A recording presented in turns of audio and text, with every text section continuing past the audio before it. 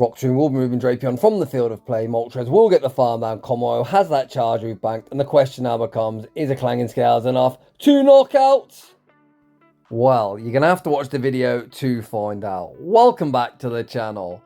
As you can see by the graphics on the left hand side, I'm not actually running a triple shadow team today. There's two things I like outside of the realm of shadow Pokemon. That is spice and landing huge booms.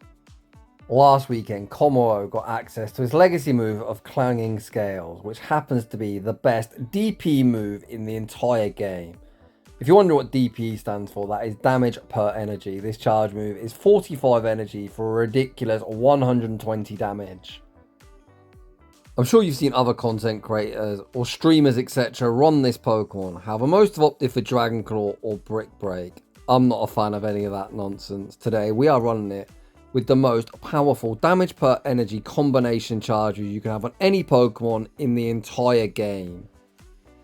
If you head over to PvPoke and sort charge moves by DPE, you can see that close combat as well is no joke. 45 energy for 100 damage, returning 2.22 DPE. Close combat's actually a clone of that very busted Comday move, Frenzy Plant. However, of course the downside is you do debuff your own defense by 2 stages. However, the upside is, regardless of what charge move I throw today, there's going to be 2 choices for the opponent. You give me that Protect Shield or you take huge damage in almost all scenarios. The exception's probably against a Fairy, as both Dragon and Fighting will be resisted, so team building today not all that complicated.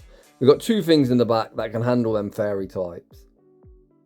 It's been a few days since I've uploaded. I'm sure a lot of you are probably thinking it's because of my new job or perhaps even because of GoFest. I'm going to be brutally honest with you all. I've not uploaded because the game state is doing my absolute head in. I think this game is running like absolute trash. I gave Niantic a lot of abuse over the years. Scopely, I don't know what you did, but without a doubt, I've played this game since pre-season. This game state is inexcusable and by far the worst I have ever seen in over 5 years. Pull your bloody finger out and do something about it. With all that being said, without any further ado, let's get into the battles. And in game 1, we see Shadow Golurk, aka Daddy Golurk, in the lead position. Today we're on a double acid strategy in the back. Golurk's Ghost and Ground typing, double resist poisons. This is certainly where the team wants to see it. Unfortunately, with no Dragon Claw, I'm forced to debuff my own defense to even force a shield or get off any damage. This opponent, like most Golurk users, do invest that Protect Shield. However, I can double shield, completely farm down and bank a charge move for the end game. You can see I'm spamming the switch, looking to pivot out into Tentacruel and not waste this energy. Our Tentacruel save switch manages to bait out Belly Bolt and things are looking fantastic. Tentacruel Moltres, of course, is a neutral matchup. However, Cradily has an advantageous matchup into it, and that is where it's going to get aligned further down the line. Belly Bolt fires off the parabolic charge, Tentacruel withstands the damage, reaches one further skull. And here I'm actually going to undercharge. Thought process being, I'd rather farm them down than concede a farm down myself. It looks like this matchup would have actually ended in a simultaneous KO. The opponent actually fired a charge move, which is better for me as they now get a 1-turn switch. Cradily re-enters the arena. The opponent is going to have to go straight fly. They can't throw a Brave Bird and debuff their own defense. Cradily withstands the damage, returns fire with the Rock Tomb. Rock Tomb will be forcing the opponent's final Protect Shield. Remember this battle's here. I've got to stop tapping, wait a turn, and then go for the CMP sack. As of course, switch takes a turn. Oh man, that was very poor game mechanics on my part. But regardless, as long as we don't let the opponent make a catch, which we do not, we pause there, ensuring we see the Sucker Punch start. Rock Tomb removes them from the field of play. We acid farm down Belly Bolt, and we take that game. In the next battle, we've got a battle of Dragon types. The opponent lightly running Shadow Claws. They instantly retreat into the annoying Steel Snake, and we respond with Cradily. Despite Cradily hitting for triple resisted with the acid, I'd say it's a favourable matchup for Cradily. Because we're also resisting the Thunder Fangs, and unless the opponent's running Earthquakes, hit some heavy neutral damage, these Psychic Fangs or Breaking Sights respectively don't do much of anything. Cradily on the other hand can hit for decent neutral damage with the Grass Knot. I'm going to say decent as this matchup is essentially 2 very bulky Pokemon slugging it out. Grass Knot will be enough to free shot in this matchup. You see the second one gets them into the red health range. The opponent this time farming up, looking to bait a potential Earthquake, but end up losing CMP. Grass Knot removes Steelix from the field of play, and out comes Scizor. Of course, we're going to send out Tentacruel here, but once again, my Acid is hitting for double resisted. Whilst Acid is a very good quick move, Poison is resisted by a lot of common typings, such as Ghost and, of course, Steel. Shadow on Shadow Crime, that Trailblaze did ridiculous damage. Tentacruel usually pretty bulky, but did not tank that particularly well. We force the opponent's first Protect Shield with the Skull. Tentacruel going to be investing in Protect Shield, blocking up the Night Slash here. We're going to ensure this Skull lands on its intended target. If the opponent 2 shield, I'm going to be forced to pivot out into Kommo-o and look to close the show. I of course can't shield this move. I need to save the shield for the Dragon Claw that will be incoming from that Giratina. Trailblaze boosts up their attack once again. We're going to fire off the close combat. Look at the move Scizor from the field of play. We're now debuffed by 2 stages. Can we reach the Clanging Scales before the opponent Shadow Claw farm us down? Yes, we can. Giratina, you might be thick. Kommo-o asks, are you thick enough? You are not. Get yourself off my screen. And we take that game. In the next battle, we see Zygarde in the lead position. The opponent say switches into Lapras. Despite having close combat, I'm not going to reveal it just yet. We're going to go for the Clanging Scales and then make the pivot into Cradily. Lapras, of course, can have Ice Beam, but for me to respect it, you've got to show it first. We're going to call the opponents on Skull Bash or looking to bait, and they do exactly that. This can now only be a Sparkling Aria, which we're easily able to tank. Both moves will be super effective, but Grass Knot will hit harder, and I'm anticipating the opponent not shielding, so we look for the kill shot. Grass Knot leaves them on fractional HP, and can you look at that? That is 1 turn lag on my part, and they get damage registration error. I end up shielding, more out of frustration than anything else, but that is so annoying. Not 1, but 2 glitches there. Cradily fires off the Grass Knot. Grass Knot does land, but we're now down a Protect Shield that we shouldn't have had to invest. Thanks to Scopely's trashy servers, we're now at shield parity and at an energy disadvantage. We call the bait, the opponent go for the bulldoze, then try to catch onto Galarian Weezing. We hold our energy, send out Tentacruel, and we are back in the game. Today's battles took me 3 days to complete. Every time I got one of them glitches, I ended up taking a break, so I didn't get super mad at this game. And queue times are horrendous in the late 2400s if you're looking to play Ultra League. Someone matches I was queuing up for 10 minutes. Honestly, who's got 10 minutes to wait to play this nonsense game? Certainly not me. The opponent firing off sludge after sludge. But no amount of sludge baiting is ever saving this opponent's fate. Back out comes Zygarde and trainer, pick your poison. We fire off the Blizzard. Blizzard double super effective. Forces the opponent's final Protect Shield. We've got that charge move back. We give him the wham, bam, combo play, Clanging Scales, massive overkill. And we take that game. In the next battle, we see a scuffed matchup. My quick mover Dragon Tail is hitting for neutral.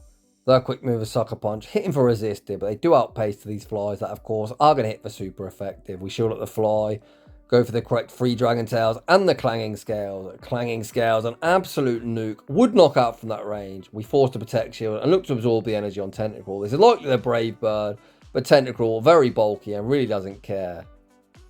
The opponent sends out Steelix.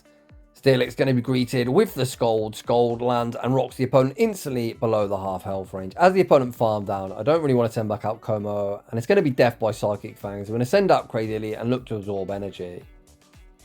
This Steelix is in such an awkward health range for me. One Grass Knot won't quite be lethal. I'm going to have a near impossible task of trying to triple resisted acid farm down this very annoying Steel Snake. We overfarm, fire off the Grass Knot. Grass Knot doesn't cut it. The opponent then pivots out into their own Cradily, and this is where I hugely throw the match up. So here I should bank the charge move. Grass Knot would be able to win CMP against Steelix, and Rock Tomb, of course, would hit Moltres for super effective. Here I think I'm continuing to make misplays, still probably tilted from the last battle if I'm being brutally honest. I fire off the close combat, debuff on my own defense. Here I should just farm up to the double before throwing anything. I think losses give us a lot of value for a team. I think this team's incredibly strong. I had a fantastic run, and a lot of the games I didn't win were massive throws on my part. So at this point, I think I've got 2 win cons. Either farm up to the double, or just commit to the acid farm down. You can see there again, we do get some stutter lag. I don't commit to the farm down. Just a string of misplays all over the place. Back out comes Steelix with that charge move banked. A very frustrating loss, but a very winnable game. Heading into the next battle. Looking to bounce back and try not to get frustrated with this game. Honestly, I ask myself sometimes, why do I make content on such a broken game? And why do I play? Because a lot of the time, I'll be honest, I'm not having fun. But returning to the commentary, we see the Pancake, aka Unova Stunfisk. Thundershocks resisted by our Dragon type, and these Mud Bombs do hit for neutral at Mud Bomb. Not a particularly good move. We're going to farm up. Throw the Clanging Scales, monstrous damage. We're then going to absorb the Mud Bomb onto Cradily. Cradily now has a small energy lead for whatever should be counter swapped in. The opponent actually switching Drifblim, which is certainly a decision, into a rock type behind an energy. Of course, they do have access to Icy Wind that in turn will hit me for super effective and debuff me, but we're the one that's going to get off the debuff first. I'm actually happy to match Protect Shield, wanting to get off one further Rock Tomb, either landing some decent super effective damage. As we are debuffed, I'm going to say decent, it's not going to be too impressive, or just forcing the final Protect Shield. We're able to land the second one. We do put them into the red health range, and as they're double debuffed, I'm thinking this looks like a very, very nice attempt at a very aggressive acid farm down. Big Squidward hits the field of play. The opponent's double debuffed. If they Shadow Ball me, it really doesn't matter. It's just going to tickle. But this opponent, ever horny for that debuff, fire off the Icy Wind, then send out Gliscopod. We're going to bank a boatload of energy and send in Kommo-o. This looks like a good time to use my final protection. We're going to shoot up the Aqua Jet, one Dragon Tail, and that Clanging Scales. Where does the opponent burn the final Protect Shield? Not on Gliscopod. Gliscopod near gets one shot, one further Dragon Tail, gets the farm down, and the opponent is going to concede the match. In the next battle, we see a shiny Virizion in the lead position. If you are going to use Kommo-o on this moveset, you've always got to make sure you farm up as much energy you physically can before firing off either charge move, as both do come with a defense drop. We're going to shield up this next Sacred Sword. We're then going to look to overfarm before firing off the Clanging Scales. The opponent actually pivot out into Big Man Blastoise. We're down to Protection. We fire off the Clanging Scales, forcing our Protect Shield back. We're then going to try and catch a Hydro Cannon onto Tentacruel. Our catch attempt unsuccessful. If the opponent's got Skull Bash, you're about to get Skull Bash to the face. Ouch. Blastoise is much like Lapras. It's kind of a guessing game. Do they have Ice Beam or do they have Skull Bash? I think I play it safe there by going into Tentacruel, knowing at worst they can only hit for neutral, whereas Cradily would of course take super effective from a potential Ice Beam. We soft lose that mid-game matchup, but once again this is a nice opportunity for Cradily to come in and get a massive acid farm down. Or potentially if the farm down doesn't look possible, I'm going to bank a boatload of energy and then snipe with Kommo-o. We've already got energy banked. The opponent only has one protection. As long as I haven't got a fairy, this energy is going to be very universally useful. The opponent sends out Jellicent. Kommo-o gonna fire off the Clanging Scales. The first one goes unshielded. We're able to reach the second one, trapping the opponent into the CMP tile. They do not win. That also goes unshielded. Trainer. What are they saving it for? Virizion. Can Virizion double kick farm me down? I'm not sure. We fire off one acid and the Rock Tomb. Again, the opponent doesn't shield. Trainer. No, no, no, no, no. Perhaps the opponent thinks we're both saving a shield for next season, but nah. I've lost enough matches this season to absolute nonsense glitches. I'm going to burn my final Protect Shield, acid farm down everything, and take that game. In the next battle, we see a horrendous lead. Kommo-o completely walled by any fairy type. But this team is set up to kind of deal with this. We've got two acid users in the back. We say switch into Cradily. The opponent tries to catch a Rock Tomb onto a Powdon, no such luck. We fire off the Grass Knot goes unshielded. We'd survive this rock type weather wall, but I'm thinking Cradily could get rolling here. I can shield this move up, get the acid farm down, and leave a whole heap of residual energy good to go. Back out comes Florges. Florges going to be greeted with the Rock Tomb. This now means the opponent's going to have to full send a Moonblast if they've got it to remove me from the field of play. If they're on Trailblade and Disarming Voice, we will survive any one move. Unfortunately, it is the Moonblast variant. They're able to secure the knockout, and out comes Swampert. I bank as much energy as I physically can and send out Kommo-o. A lot of Swampert are on Sludge, so any one move should be survivable. This opponent has the Earthquake rocks me low. And at this point I'm thinking the fast move beatdown is my win con. His opponent still has two Protect Shields. I've already shown Earthquake. You know how we do it on this channel. Trainer, Earthquake me. Enjoy yourself. There's the Hydro Cannon bait. The opponent potentially will be saving them shields for next season. They aren't doubled up on two further Hydro Cannons. Tentacruel able to acid farm down Swampert. Acid farm down Florges, and we take that game. It is very hot in the UK right now, and my huge balls are sweating. In the next battle, look at this. We are ABA weak to this thing. So at the time I actually throw this Clanging Scales, the opponent has done 28 turns of energy compared to my 15. What is going on? Please fix this game. If I hadn't queued up for 10 minutes to find this match, I definitely would have top left and moved on to the next battle. But queue times are so bad in Ultra League, I may as well play this one out. If I'm going to make a video, unfortunately, this is the trash gameplay you're going to have to put up with. The opponent sends out Mandibars. Here, I attempt to trap the opponent into CMP and end up giving him a free snarl. So it is all going wrong for me, but wait. The Blizzard lands, we make the pivot into Cradily. This Mandibars is switch locked, and I should be able to fully acid farm him down, potentially giving me a very slim, but at least slim chance of winning. Depends what they've got in the back, of course. Mandibuzz hits like a wet noodle, so despite having no Protect Shield, you don't really need him in this matchup, as Mandibuzz really can't hurt Cradily. Cradily finally able to get that full Acid farm down. Back out comes Mewtwo. I'm going to fire 3 Acids and the Rock Tomb, meaning that second Confusion will not register, and here again I make a huge mistake. Out comes Gator. Why am I Grass not in? They've got 2 shield. I thought potentially they're going to try and shield flex. Of course they're not. The opponent gets a whole heap of free turns, and of course they're like, that isn't enough advantage for me. I'm also going to have no balls and shield your Grass knot. I'm just kidding. It definitely is not my opponent's fault how this matchup's played out. It's just Scopely, Niantic, whoever we're blaming currently. This matchup actually ends up super close. I think if I had a Rock Tomb, it probably would end in a simultaneous KO. Ends up in a soft loss. You can see the opponent is going to take me out here. They're not in 1 Acid range.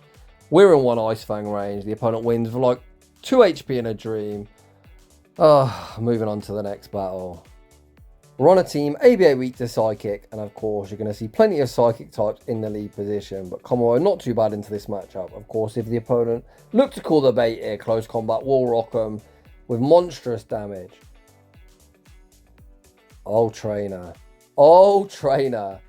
The opponent shields the close combat, then send out Zygarde, potentially thinking we got Sludge Wave. They're already down 1 Protect Shield. Do you think they're going to respect the Blizzard? Because you better believe I'm full sending it. Does the opponent respect the damage? Bang! There it is. Get that Zygarde off my screen. As always, shout out the GOAT Oxford U for that quote. Despite seeing somewhat of a core breaker in the lead position, we've got switch advantage and shield advantage, which you love to see. And essentially that is because I run Pokemon just with them big boom moves. The opponent's got Ice Beam, they can enjoy themselves. They actually fire off the Surf. I think that's how broken Zygarde is. This is very close to veteran rank, and the opponent is able to get there with a Surf Lapras. Then don't shield the Clanging Scales on Venusaur. This now sets up Cradily the opportunity to go for the 1 shield, full Acid farm down. Venusaur desperately looking to reach the next Frenzy Plant. Cradily says no, gets that farm down. Back out comes Lapras. We're very close to the double charge move. The opponent recognises the game's over, tank the damage, and we take that game with big booms going off left, right, and centre. Heading into the next battle, once again, we see the ground type in the lead position, certainly where the team wants to see it. Even Cradily won't be great into Gastrodon, as we'll be hitting for double resisted with the acids, and we're going to need to land a Grass Knot to do any meaningful damage. Oh, we talk about huge balls. We get baited with a Body Slam. It feels bad, man. We then throw the Clanging Scales on the CMP tie to the Earth Power. We force our Protect Shield back. I'm just going to let Kommo-o go down, send out Cradily, and look to fire the Grass Knot immediately before they potentially Earth Power me to the face. Cradily hits the field of play. We got 1 turn there. Whatever. It should be good timing. It is not, but it goes unshielded, so I guess it doesn't matter. And out comes Moltres. Cradily going to be able to outpace to the Rock Tomb. Rock Tomb either going to force the final protection or do big damage. We're able to land big damage. We pivot into Tentacruel. The opponent banks a boatload of energy and send out Talonflame. Not sure on that play. I would not give Tentacruel a huge energy lead and then send out your Fire type. The first gold forces the opponent's final protection. The opponent could have fired off a Brave Bird. They did not. Tentacruel reaches the next Scold. Scold picks up that 1-hit KO. The opponent is never ever Brave Bird in here. They fire off the fly, recognise they cannot win the match, and they concede. Heading into the next battle. We see another Florges in the lead position once again. We're going to look to utilise Cradily on the save switch. Out comes Rhydon. I think here this is the world's easiest bait. At what point is his opponent ever looking to call this move? Never. We fire off the Grass Knot. They're going to have to Stone Edge if they want to knock me out. This is likely a Breaking Swipe. Breaking Swipe is survival, and here I'm actually going to go for the Rock Tomb, recognising the opponent is just going to double shield and look to cheese their way through this mid-game matchup. If I would have double baited like 99% of trainers, I probably would have reached this Grass Knot, but I'm just going to take my 2-0 shield advantage. We have debuffed them, so 1 Breaking Swipe will be survival on Kommo-o. We're then just going to have to ensure the opponent doesn't make a Savage Catch back onto the Fairy type. This debuff Breaking Swipe still does some solid damage. The Mud Slaps do put me below half health. You can see there I pause, make sure I see the start of that Mud Slap animation. Clanging Scales picks up the knockout, and it is now a 2-shield Tentacruel versus Florges and whatever they've got in the back. That Pokemon in the back happens to be Drifblim, I'll be honest. Looking at this now, I can see that's only 5. This can only be an Icy Win at the time. I was already celebrating victory. I wasn't counting. I was just like, shield whatever, Blizzard them to the face, Acid farm down, and move swiftly on. The debuff Blizzard puts them into an Acid farm down range. The opponent recognises the game's over and they run for the hills. Definitely not my most locked in battles. I am going to blame Scopely, as this was such a frustrating experience. 3 days to do 4 sets. In the next battle, we see another Man of Culture running Kommo-o. The opponent say switches into Gliscopod. We're going to tank a Chargeru, bank as much energy we physically can before making the catch onto Tentacruel. Tentacruel is getting stabbed with these acids. I'm going to try my best to fully acid farm down. Is it possible? I'm not sure, but you better believe we're going to try it anyway. If we can get that full acid farm down, at that point we'll already have a Blizzard locked and loaded to either pick up the 1-hit KO on Kommo-o should it wish to return, or have residual energy for whatever their third is.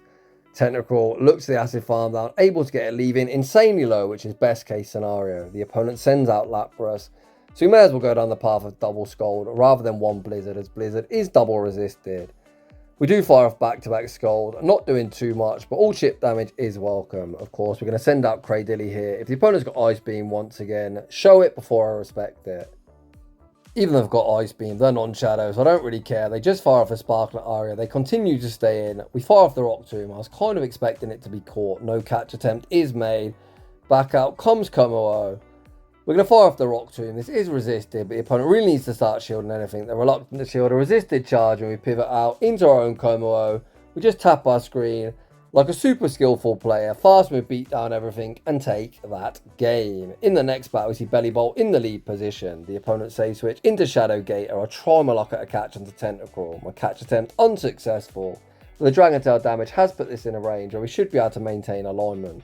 Although, to be honest, we don't even need alignment. Both my remaining Pokemon are very, very dominant into that Bellibolt.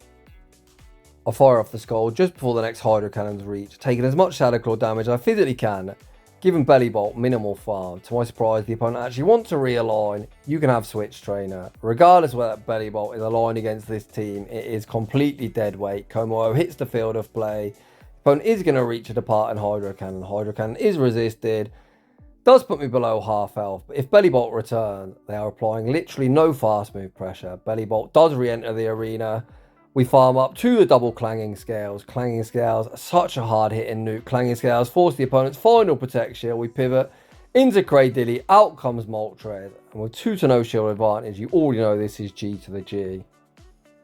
Rock Tomb, no pun intended, rocks the opponent into the red health range. They're shielding up whatever. The opponent, to my surprise, on Ancient Power. I guess cool tech for fire types, but no Ancient Power bait is ever saving this opponent's fate. They recognise it and they concede the match. In the next battle, we see Swampert in the lead position. The opponent opted to stay in. We've been Earthquake to the face once, but this opponent throws after 7 Mud Shots, and now Mud Shot only generates 4 energy per turn. It's 9 to the first. The opponent then makes the pivot into Virizion, and here comes the big squid. My acids hitting for super effective. The double kicks are resisted as Poison does resist fighting. Leaf Blade hits for neutral, but 2 are survivable. So far, so good.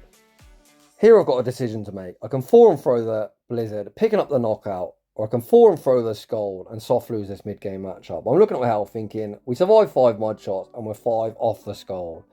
You can see we do tank 5. We get 1 turn. How do we get 1 turn when the opponent brings in a Pokemon? The more I play this game, the more baffled I am by how bad it's become. Fuck my life. So of course, how that should work, as we're both using a 2-turn move, as I'm throwing the Scald, you should see that Mud Shot come through, but as for some reason I got 1 turn, as I go to throw the Scald, we don't get DRE, not that I should get DRE, as I think that's an inconsistent game mechanic, but we're just desyncs, the opponent able to take me out with the Mud Shot. People always ask, why don't you go to regionals, etc. And I have been to one, Liverpool 2023, I think this game's a joke, it is not a competitive esport. Plenty of people will tell you, you do get rematches, etc. While I appreciate that, but at what point do I want to practice this game or even do my battles in GBL when we have to put up with this nonsense on a daily basis? I think to be taken seriously in esport, your game should work somewhat as intended, which clearly it does not currently. Over the years, I've had a lot of breaks from making content. I always feel like I'm one of the most vocal content creators. When it comes to game state issues, a lot of the other big creators, people like Rise, Henry, etc., all work for Play Pokemon. Their hands are tied. They kind of try and ignore it. Don't get me wrong, I think Henry does actually comment sometimes on these things, but he's got to be careful, hasn't he? Like, they're paying his wages, mate. I'm never, ever working for Play Pokemon, nor would I want to, firstly. I'm not being all nicey-nicey. I'd like to bring some entertainment. Sometimes I think the casting is so boring. You see Licky into Licky, and they're trying to make out like it's a technical matchup, mate. You could have a nap and you already know the one that goes to the chip and dips emerging victorious. It really is not that deep. So I guess what I'm trying to say, in my usual way of going off on a mad tangent, firstly, I'm aware I've swore quite a lot. This video will probably get demonetized, which I don't care about. If I make £0 from this video, it is what it is. And secondly, I'm going to continue to keep bashing Scopely until our voices are heard. So many people have spent so much money over GoFest, building this Crownzation and Zamazenta. They're going to queue up into Master League. And even if they've got the correct alignment, even a charge move bank, they're going to lose just because the game doesn't work as intended, which I think is highly unacceptable. I'm well aware that change doesn't happen overnight. I'm not going to write Scopely off just yet. They've only been in charge of the company a very short amount of time. And I can actually see some changes they've implemented that have been great for the community. Like remote raiding at Shadow Legends is fantastic. I personally am a huge fan of that. Introducing the lucky trinket, etc. I personally don't care, but I know a lot of other people are super hyped about that. And it's not just about what I want, it's what the community want on a whole. One of the main differences we've noticed since Scopely took over the company is the amount of paid tickets is ridiculous. I don't have a problem with it. I hardly buy any paid tickets. It literally is just, if you want to buy it, buy it. If you don't, don't. That's not a problem. But what it does mean is they're clearly making a lot of money. And I think they really need to start reinvesting some of that in some avenues like PvP. Last week, you could have bought just 3 tickets. That lucky trinket GoFest research, whatever it was called, was £20. The GoFest ticket was £15. If you wanted to get a Galarian bird, that was a further £8. That is 43 quid right off the bat from a majority of players. So when COVID first hit, Niantic laid off quite a lot of the production team, or what's the word I'm looking for? Not production, programmers. So a lot of people that originally come up with the PvP idea got laid off. I think it wouldn't be a bad idea to reach out to some of them, give them a job, because clearly they probably know how this game's intended to work, unlike the people that have took over and just have no clue whatsoever. I saw the Japanese regional. The production of that thing was absolutely out of this world. I actually thought, whoa, this looks incredible.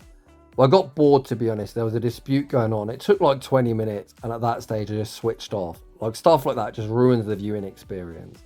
This is a great time to get back into some commentary, because you guessed it, once again we're going to lose to a glitch. So here you're going to see this play rough lands on me. Well, it actually doesn't. So at this speed, you can see Cradily is now dancing a lot quicker. This is 5 times speed at this stage. You can see I'm trying to get back in the game. Am I able to? Of course I'm not.